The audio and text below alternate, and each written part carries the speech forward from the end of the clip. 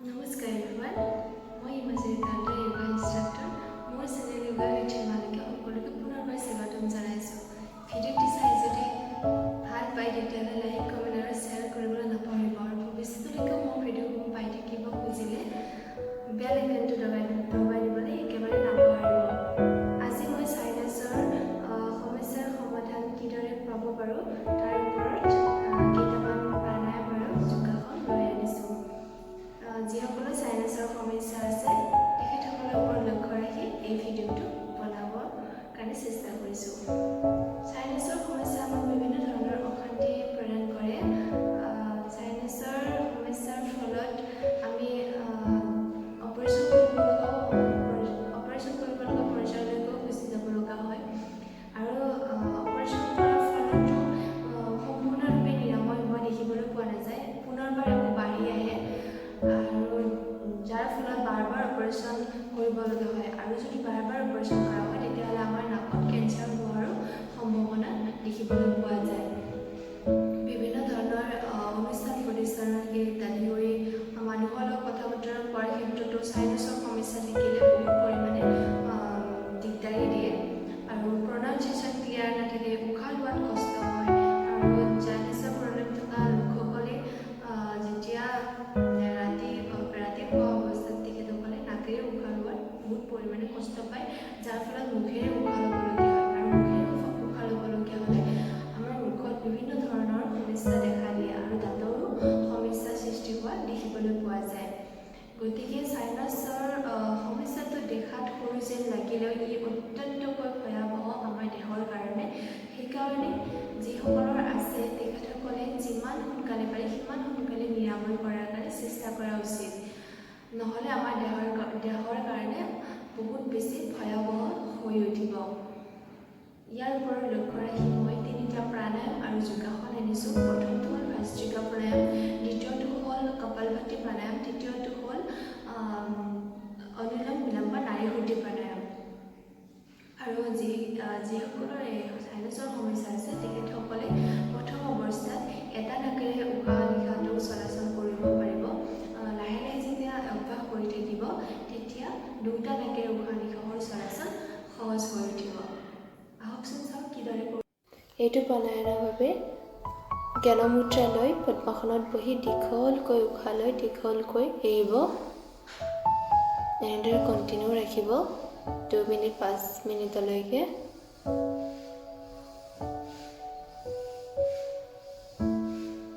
আমাৰ নাকৰ যি বন্ধ অংশ থাকে চাইনাছৰ কাৰণে খোল খাব লাহে লাহে কণ্টিনিউ ৰাখিলে।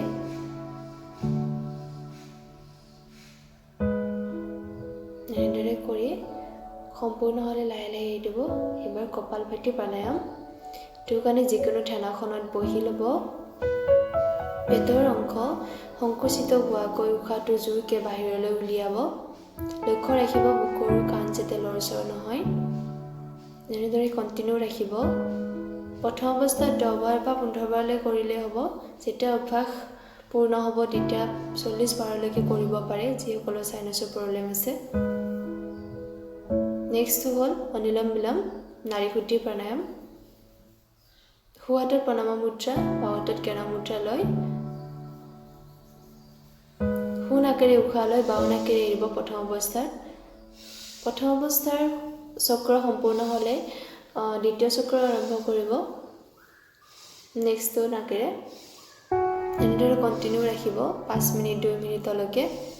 নাকৰ লগত জড়িত সকলো ধৰণৰ সমস্যা দূৰ কৰিব, মূৰৰ সমস্যা দূৰ কৰিব, মুখমণ্ডলৰ সকলো সমস্যা দূৰ কৰিব এইটো প্ৰাণায়ামে।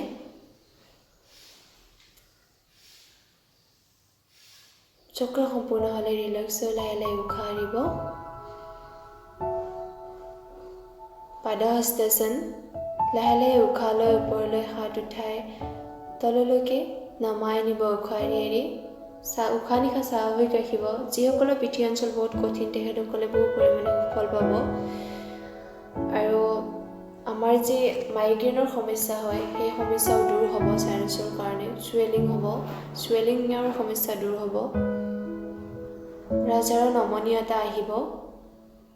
পুনৰ আগৰ স্থিতিলৈকে লাহে লাহে ঘূৰি আহিব, ৰিলেক্স হ'ব। মৎস্যাসন ফিছ প'জ বুলিও কোৱা হয়। এইটো আসনত থকাৰ সময়ত আমাৰ বুকু অংশ সম্পূৰ্ণৰূপে খোল খায় আৰু বুকুৰ অংশ খোল খোৱাৰ লগে লগে আমাৰ ডায়েফ্ৰাম খোল খায়। তেতিয়া আমি বহু বেছি পৰিমাণে উশাহ ল'ব পাৰোঁ। ইয়াৰ বহুত ভাল ইফেক্ট পাওঁ আমি চাইনাছৰ ক্ষেত্ৰত।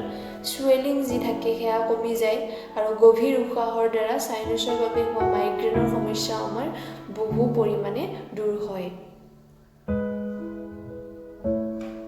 এনেদৰে 15